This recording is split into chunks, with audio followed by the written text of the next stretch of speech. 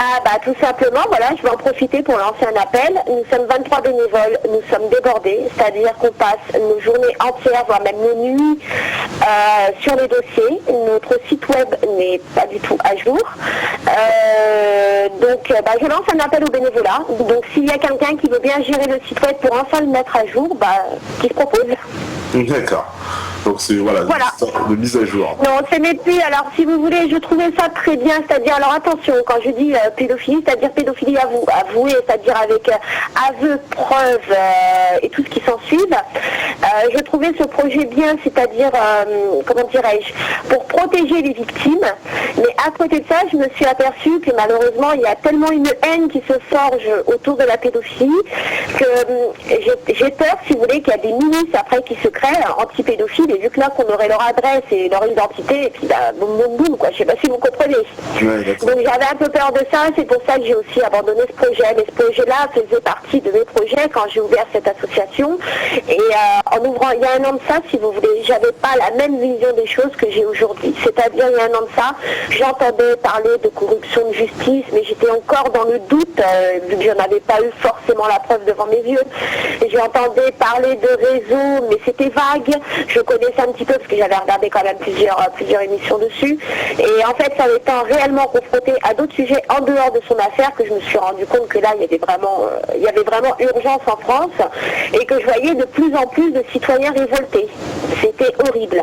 Et c'est une des raisons pour laquelle je me suis dit autant abandonner l'histoire du fichage public, parce qu'il va y avoir des milices qui vont se créer et ça va en finir par un appel à la haine. C'est pas du tout mon but. D'accord. On me demande si vous avez entendu parler de Laurent Louis et de sa fameuse lettre qu'il a reçue à l'époque sur l'affaire du trou. Laurent Louis, oui. Alors attention, je connais très bien l'histoire, mais par contre, je ne savais pas du tout. Vous voyez, vous me l'apprenez qu'il a reçu une lettre. Ouais. Je tiens aussi à préciser que depuis, on va dire, 6 bons mois, je ne suis plus du tout de l'actualité, tout simplement par, un manque de temps. D'accord. Donc une lettre qui incrimine bien sûr plusieurs hauts placés du gouvernement belge. Une lettre qui a fait très polémique. Oui, très polémique. Oui, j'en ai eu, j'en ai entendu parler, mais après rentrer dans les détails, je peux pas vous dire parce qu'honnêtement j'en entends tous les jours que c'est hallucinant. Par contre, Laurent Louis, oui, c'est une affaire que j'ai suivie comme tout le monde. Après, j'ai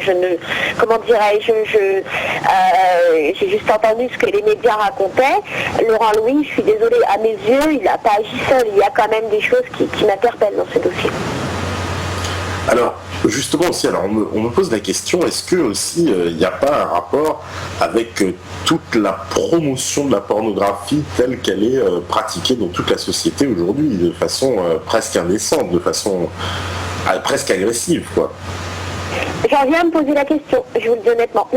J'en viens à me poser la question si carrément en France on n'essaye pas de promouvoir, c'est-à-dire de promouvoir la sexualité libre, promouvoir les préférences sexuelles, promouvoir, la pédophilie, il faut dire ce qu'il y est. Ouais. Et on a bien monsieur de Rambourg-Dominique qui nous l'a prouvé ces derniers temps. Ouais. Vous pouvez expliquer un peu cette affaire ?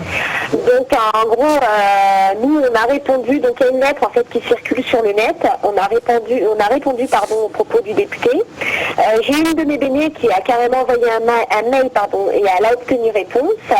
En gros, donc il dit que c'est le Figaro qui déforme ses propos et lui ce qu'il propose c'est simplement de mettre une suramende pour pour aider en fait pour subventionner les associations de victimes comme la mienne, pour aider les victimes. Mais alors ça, nous on trouve ça complètement con et absurde, vous m'excuserez de ma vulgarité, parce que les victimes n'attendent pas de l'argent, on s'en fout de l'argent. Nous ce qu'on demande c'est vraiment une peine alourdissante, et quand on entend ces propos dire qu'en gros un petit dérapage d'un tonton qui a un peu trop bu et qui cafouille sa nièce, c'est pas grave, je suis désolée, il y a de quoi quand même de s'alarmer sur toute sa lignée. Ouais, quand même. On me dit que vous avez peut-être confondu Laurent Louis et Émile Louis. C'est vrai. Okay, oui, peut-être, mais j'entends pas très bien, je vous le dis. Oui, voilà. J'entends vraiment très bas, en fait. D'accord, je vais me rapprocher un peu. Voilà, je vais rapprocher le micro. Laurent Louis, le député belge, Émile Louis, oui, le prédateur, oui. Je comprends mieux parce que honnêtement, j'étais en train de rechercher dans ma tête la connexion entre Laurent Louis. J'ai entendu parler du net, oui. Donc Laurent Louis, oui, c'est le député belge. Alors il faut savoir que moi je n'agis pas en Belgique, hein, je n'agis qu'en France. Mais j'ai entendu des échos sur cette fameuse lettre. Mais après, comment dirais-je, vous savez, les échos, il y en a surtout. C'est pareil, tout à l'heure, on me posait la question sur le code couleur. Il y a beaucoup de choses qui se, comment dirais-je, qui se disent. J'aime pas trop les échos, moi je préfère les preuves. D'accord. Voilà. Alors on me parle aussi, c'est vrai, de castration chimique. C'est une solution qui est utilisée, ça, en France ? Donc elle n'est pas utilisée en France. Je crois que c'est au Danemark, aux Pays-Bas qui l'ont mis en place. Je sais qu'il y a un pays qui l'a mis en place. Ça pourrait être une solution. Après, il faut savoir aussi qu'un pédophile peut aussi faire énormément de mal avec ses mains. D'accord. Alors, on me dit aussi, est-ce que les infrastructures juridiques dans les affaires pédophiles ne sont-elles pas trop lourdes ou bien trop longues et que les victimes abandonnent finalement par dépit, par découragement? Parce que est-ce qu'il n'y a pas, c'est vrai dans ces affaires-là, puisqu'on demande tout un tas de preuves, que c'est très complexe, ça tient à des enfants, que ça touche bien souvent, on a l'impression, au cœur des familles, quoi, finalement. C'est très particulier. Donc déjà les procédures judiciaires sont très longues. Comment dirais-je, moi ça a été jugé en 2 ans et demi de temps. Je vois des affaires où ça traîne pendant 4-5 ans. Il y a des fois on a l'impression que le dossier est mis de côté. Il y a un moment où ça se réveille et hop, on va proposer la correctionnalisation. Donc je pense qu'aussi le moyen de faire traîner les affaires, c'est aussi plus pour pouvoir les recorrectionnaliser. D'accord. Ouais, parce que donc il y a combien de temps à peu près? Vous pouvez dire le temps moyen de traitement des dossiers, justement, dans ces affaires? Le temps moyen, ce que je constate, après, comme je vous ai dit, j'ai qu'un an d'associatif, j'ai des dossiers qui datent de 2006, j'en ai eu un qui, alors lui, a été traité vraiment en temps record. Si mes souvenirs sont bons, on a fait le signalement au mois de janvier. Le dossier a été jugé il y a 1 mois. Donc, alors une histoire, c'est assez compliqué, une histoire d'agression sexuelle, mais si j'ai bien compris, après c'est repassé en corruption de mineurs. Mais en moyenne, la moyenne que j'ai pu faire, c'est qu'il se passait au minimum 3 ans. D'accord. Il y a des dossiers où ça va plus vite, il y a des dossiers qui traînent depuis des années en fait. Ouais. On me demande si vous connaissiez Bruno Mercier, quelqu'un qu'on avait accueilli ici, qui dénonce aussi de grands réseaux pédophiles internationaux, quoi. Non, j'en ai entendu parler, mais après je ne connais pas. D'accord.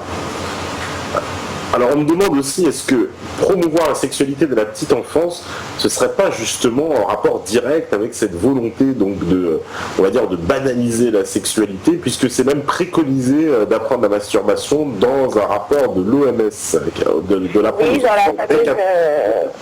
la fameuse théorie du genre. Oui. Il faut savoir qu'à l'association de mon vice-présidente, parce qu'elle est toujours à la recherche des dernières actualités, on a tenté d'alerter, si mes souvenirs sont bons, au mois de janvier. On est passé entre guillemets pour des illuminés.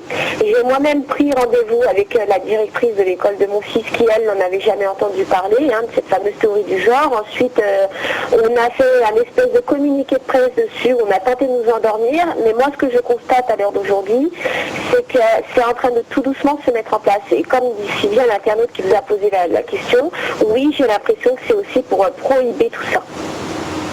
Ouais, et puis il y a une volonté, parce qu'on a vu aussi, c'était en Italie, me semble-t-il, ou dans un cas dans un jugement justement sur une affaire de pédophilie, on a carrément décriminaliser le pédophile en reconnaissant que oui, c'était pas grave, quoi. On a presque donné jurisprudence comme un blanc-seing, quoi, finalement. C'est assez incroyable.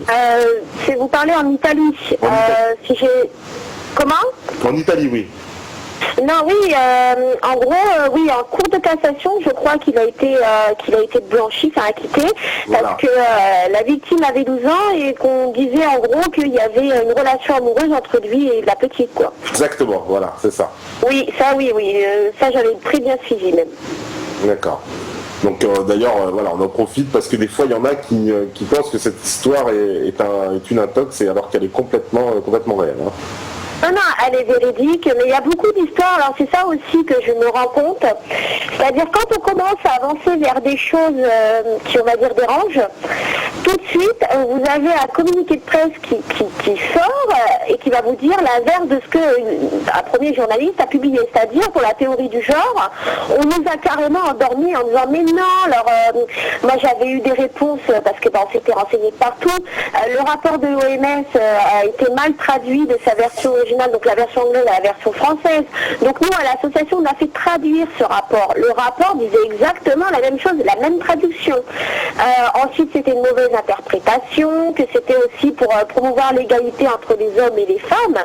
Mais donc on nous a beaucoup endormis, donc on a mis en avant l'ABC Égalité, qui n'a rien, enfin qui est, on va dire, un premier moteur de la théorie du genre, mais qui n'a strictement, on n'était pas encore dans la théorie même. Il faut aussi savoir que la théorie du genre a été écrite par un Américain pédophile. J'ai plus le nom sous les yeux, mais j'avais fait beaucoup de recherches là-dessus. Voilà. Voilà. Oui, je me souviens très bien qu'il avait même transformé un petit garçon en une petite fille et que le gamin s'en est même foutu en l'air. Donc la théorie du genre vient de là. Et donc comment dirais-je, donc on a tenté, donc je vais revenir vraiment au sujet principal, on a tenté de nous endormir en disant mais non, c'est rien, c'est rien. Mais là on voit de plus en plus de parents publier ce qui se passe dans les écoles. C'est-à-dire, moi j'ai vu un devoir circuler auquel on apprenait à un gamin en CM1 qu'est-ce que c'était une fellation, qu'est-ce que c'était un cuni, enfin, c'est hallucinant quoi. On voit aussi les lycéens de Toulouse venir en jupe. Alors bien entendu, ce qu'on nous a sorti, oui, c'est tout simplement pour soutenir les femmes, patati patata. Non, c'est du n'importe quoi. Qu'est-ce que les hommes ont besoin de venir en jupe? Il y a eu énormément de choses comme ça. Ouais. Donc ça, c'est voilà, ça c'est finalement ce qu'on a constaté sur cette théorie du genre qui s'impose comme ça très insidieusement, quoi. Bah oui. Alors, on me demande, est-ce que comment vous pouvez encore avoir confiance en la justice avec votre affaire? Est-ce que vous avez confiance encore, c'est vrai, en la justice? On va dire que je n'ai plus confiance, mais j'ai l'espoir. Je me dis que malheureux, il y a bien encore quelques magistrats, il y a bien encore quelques policiers qui ont encore un peu d'humanité, encore un peu de cœur. Et c'est là-dessus que j'essaye en fait de faire bouger les choses. Qui ne sont pas tous corrompus, si vous voulez. On me demande d'ailleurs si vous connaissez l'affaire des réseaux de Zandvoort. Alors je la connais comme tout le monde, c'est-à-dire c'est une affaire que j'ai beaucoup regardée par différents reportages. Ouais. Dans cette affaire-là, donc il y a le reportage de 15-0 qui a été très très bien fait. On voit très bien qu'il y a une volonté quand même d'étouffer les choses. On voit des parents qui reconnaissent quand même leurs enfants sur des clichés et qu'on leur dit que non, ce n'est pas les enfants. C'est quand même hallucinant, quoi. Alors je crois qu'il y a eu plus de 70 enfants, si mes souvenirs sont bons, même un peu plus, qui a été identifié formellement par les parents. Alors donc il y a 70 osidogos sur ces trucs-là. Non, pour moi, non, c'est simplement une affaire, à mon avis, qui dérange. D'accord. Et est-ce que vous avez des suites aussi? Vous savez, cette affaire pas loin d'une école près de Tours où des enfants avaient été forcés de se déshabiller. Je ne sais pas si vous êtes au courant aussi. Et j'en ai vaguement entendu parler, mais non, je n'ai pas eu de suite. D'accord. Parce qu'il y en a tellement, si vous voulez, comme je vous dis, ça fait 6 mois où j'essaye quand même de suivre par divers forums, quand même de continuer à m'informer de l'actualité, mais ça fait vraiment, on va dire, 6 mois que je suis déconnectée un peu de tout ça, tellement qu'on a du travail à l'association. Mais bon, on partage énormément de liens de presse sur notre page associative, et j'en vois circuler tous les jours les plus atroces les unes que les autres, quoi. Alors il y a une question aussi qui revient et qui un peu se pose, c'est dans l'existence de ces réseaux, on parle souvent de protection maçonnique, c'est-à-dire de gens qui appartiennent à la franc-maçonnerie qui se protégeraient les uns les autres aussi. Oui. Qui sont énormément installés dans le milieu judiciaire. Voilà, alors là c'est pareil, je vais répondre comme tout à l'heure pour les disparitions d'enfants. J'ai découvert la franc-maçonnerie, si mes souvenirs sont bons, en juillet, donc j'en avais entendu parler comme tout le monde des francs-maçons. Je suis pareil en pleine étude pour savoir comment ils ont été créés, comment ils agissent. Donc non pas que je nie l'existence, loin de là, parce que oui, il y a des francs-maçons et oui, il y a de la corruption de justice, il y a même des dossiers étoilés qui prouvent bien qu'entre eux ils ont même des codes, mais je peux pas répondre concrètement parce que je veux pas dire de bêtises, je veux pas induire les gens en erreur, vu que je n'ai pas assez, si vous voulez, assez étudié le sujet. D'accord. Et à l'association, ça aussi je tenais à le dire parce que les gens doivent me prendre un peu pour une illuminée qui connaît rien. À l'association, j'ai quand même ma vice-présidente qui connaît extrêmement bien le sujet. Donc quand elle a vraiment le temps, elle m'explique les différentes ce qui se passe exactement. Et bon, j'en découvre tous les jours et je trouve ça complètement lamentable et horrible. Et il faut savoir qu'en plus c'est une secte, donc c'est hallucinant quoi. D'accord. On me demande, est-ce que lorsqu'un pédophile sort de prison, est-ce qu'il existe un suivi par la justice? Est-ce que cette personne, elle est... Alors on sait par exemple en Angleterre ou aux États-Unis, je crois qu'ils sont obligés de se déclarer même dans un quartier, etc. Mais en France, est-ce qu'il existe des mesures similaires? Alors tout dépend en fait de la mesure judiciaire imposée, c'est-à-dire qu'en France un pédophile bien souvent un contrôle, on appelle ça un suivi médico-judiciaire, c'est-à-dire qu'il doit suivant en fait ce que le juge décide, ça peut aller de tous les mois, voire une fois par an déclarer son adresse ou alors aller toutes les semaines pointer à la gendarmerie, tout dépend en fait. On leur instaure donc un suivi médico, donc c'est-à-dire qu'on les envoie voir un psychologue, mais c'est pareil, c'est ce que je déplore, ce n'est pas des psychologues spécialisé, c'est-à-dire le pédophile il y va, il lui raconte sa vie, le mec c'est limite, moi j'ai vu un reportage, c'est limite s'il les écoute, quoi, ils sont là avec leur stylo, puis au suivant quoi.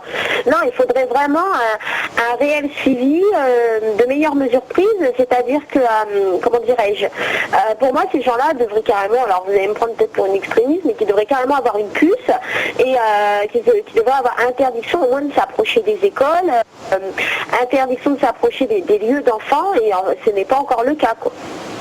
Ouais.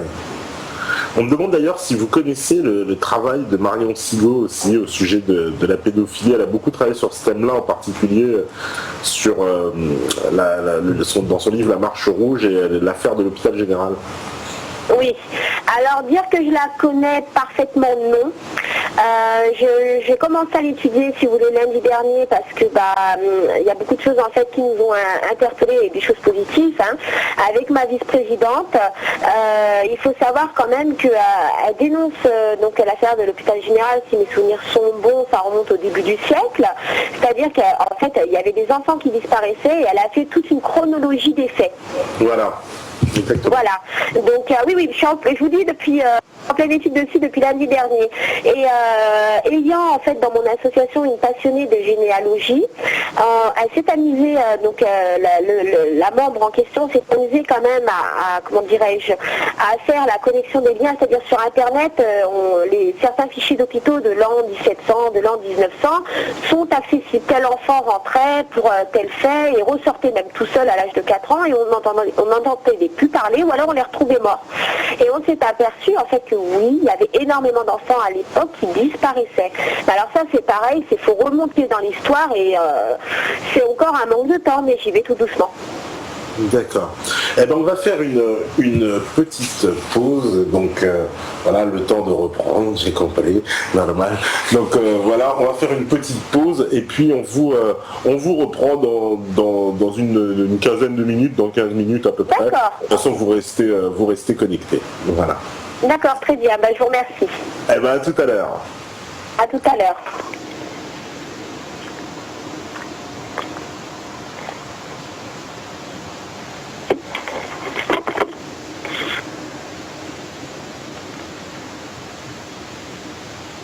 Enlever, voilà, là ça passe.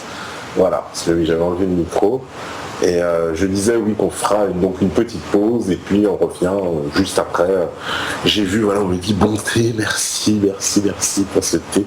Il faudra nous envoyer des tonnes de thé si vous pouvez. S'il y a des Nico de Hong Kong là apparemment qui est en Chine qui peut nous envoyer du thé en direct de Chine.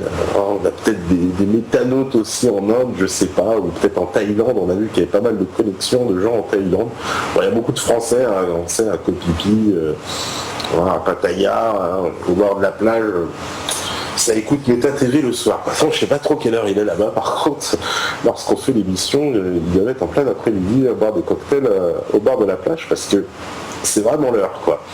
Voilà. Eh ben oui, toutes vos questions, je les ai vues. On va en reparler juste après Almeria, Onrek, Alphonse, Césium, Attila, Taker, Wand, Autonomie, il y a un peu Fleurette, beaucoup de nouveaux. Salut à tous les nouveaux, Rodolphe Pilar, voilà. Ok, c'est parfait. On fait la petite pause et on revient juste après. À vous là. Voilà, donc de retour sur la libre antenne, voilà le temps de faire les petits réglages et puis on revient tout de suite avec Aurélie Trotro qui est avec nous, donc par Skype. Dès que c'est prêt, de toute façon, on va me faire signe. Voilà, donc j'ai lu un petit peu vos questions, j'ai vu qu'il y a pas mal de questions qui se posent. Il y a Isso aussi sur le chat avec nous et qui est aussi en train de répondre à certaines questions des métanotes directement, voilà, sur les affaires. On me dit que c'est bon. Voilà, je vais couper le micro. Et je vais remettre le son. Allô? Oui. Vous m'entendez? Voilà, parfait. Oui. D'accord. Il faut qu'elle coupe son son. Ouais. Donc. Ouais, alors a priori, on me dit que ça vient de chez vous. Ça vient de chez moi? Ouais, il y a un retour chez vous Enfin moi oui j'entends un retour, mais on va dire ça me gêne pas du moment que ça coupe pas comme tout à l'heure et que je passe pas pour une conne à confondre Émile Louis et Laurent Louis, c'est bon. D'accord. Je m'excuse d'ailleurs, j'ai compris Louis, Dutroux, Réseau, j'ai fait la connexion des trois. D'accord. Alors, il y a pas mal de questions où justement déjà on commence par nous demander où est-ce qu'en est un peu l'affaire Lola. Alors l'affaire Lola, ça a été, alors je vous explique, donc il y a eu le procès là qu'on avait lancé un appel au rassemblement, même vous étiez venu le 13 mai. Oui. La partie adverse, c'est-à-dire le violeur présumé, a été prévenu la veille du procès, comme quoi que l'audience était reportée parce que le président en fait était souffrant. Et la famille des victimes n'était pas au courant et nous non plus. Donc nous on s'est rendu en fait devant le TGI de Bobigny et on a appris ce report d'audience et le prévenu n'était même pas là parce que tout simplement lui et son avocat avaient été prévenus et pas la famille des victimes. Donc il faut quand même savoir que la petite est complètement traumatisée au point que sa famille a été obligée de la mettre de l'éloigner en fait du domicile familial parce que comme je vous expliquais, donc je parlais tout à l'heure si vous voulez d'un contrôle judiciaire et d'une interdiction de séjourner dans un département de 2011, c'est pour cette affaire-là. Donc elle subissait des impressions, donc elle a on a été obligé de l'éloigner, c'est pas qu'on a été obligé, parce qu'on n'a pas eu le choix, en fait la famille n'a pas eu le choix de l'éloigner, donc la petite a quand même fait un aller-retour pour rien, a encore une pression énorme, psychologiquement déjà elle ne va pas très bien et ça lui a remis un coup. Et ce que je trouve lamentable, c'est que la partie adverse a été prévenue, mais que la partie civile, elle ne savait strictement rien. Ça aussi, c'est un dysfonctionnement, parce que normalement, on doit prévenir les deux parties. Normalement, on doit prévenir les deux parties, et même l'avocat a été étonné, mais ce qu'on a su encore mieux, c'est que le prévenu, en fait, était retourné dans sa famille, et en fait, dans le département, où il a une interdiction de séjourner. C'est juste hallucinant, quoi. Il a une interdiction, nous on se bat pour faire appliquer cette interdiction, et on le remet dans sa famille, dans ce département-là. C'est le monde à l'envers. C'est la victime, une fois de plus, qui a dû fuir. Ouais. Donc c'est encore des dysfonctionnements judiciaires. À ce propos, d'ailleurs, on nous parle c'est vrai qu'il y a une liste de villes qui reviennent assez constamment dans les affaires, comme Toulouse, Draguignan ou Meaux. Est-ce qu'on peut parler, parce qu'à chaque fois dans ces villes, c'est un peu aussi les mêmes personnes et c'est toujours beaucoup d'affaires qui sont étouffées, quoi. C'est toujours dans les mêmes tribunaux avec les mêmes personnes. Je peux vous dire, dans l'affaire du Var, dans l'affaire de Draguignan, je n'ai jamais vu une affaire autant étouffée que celle-ci. Des aveux, il faut quand même savoir qu'il y avait eu des aveux, des preuves. Les enfants étaient plus que crédibles et que ça a été évincé et que je crois qu'il y a même eu un procès pour diffamation. C'est juste hallucinant, quoi. C'est en gros, t'es victime, tu te tais, tu subis, point barre. Ouais. Oui, parce que c'est je suis ici même les grands-parents dans cette affaire et c'est une affaire incroyable. Mais c'est plus qu'incroyable, hein. C'est une affaire que on suit depuis janvier. J'ai même pas de mots si vous voulez. J'ai même pas de mots, mais en même temps, entre guillemets, avec tout ce qu'on voit, ça nous étonne même plus. Mais cette affaire-là, par contre, ouais, vraiment ce que j'appelle un fiasco judiciaire total. Alors, on nous parle aussi d'une autre affaire, je ne sais pas si vous en avez eu connaissance, c'est l'affaire Sylvie et Finger. Oui. Oui, voilà, on me parle d'enfants qui sont placés par les services sociaux et qui sont souvent, paraît-il, drogués au Risperdal, un médicament pour les schizophrènes. Après, si vous voulez, je préfère pas m'exprimer sur cette affaire, c'est à Sylvie de le faire parce que c'est son affaire. J'ai connaissance de cette affaire, il y a 3 jours de ça, si mes souvenirs sont bons, la petite avait même fugué. Il faut savoir quand même que la mère a été prévenue qu'à 13h, que moi-même j'ai appelé le commissariat pour savoir s'il y avait eu en fait un signalement de fait de la part de l'ASE et que la petite a été déclarée disparue à 9h. L'ASE a fait le signalement, si mes souvenirs sont bons, qu'à 11h. Vous vous rendez compte quand même, 9, 10, 11, une gamine de 12 ans. Je suis désolée, avec tout ce qu'on voit, le signalement devrait être fait de suite. Et les droits de Sylvie ne sont pas du tout, mais pas du tout respectés. Et comme on dit, oui, les gamins sont drogués. Elle a l'autorité parentale, mais elle ne décide de rien. Oui, d'accord.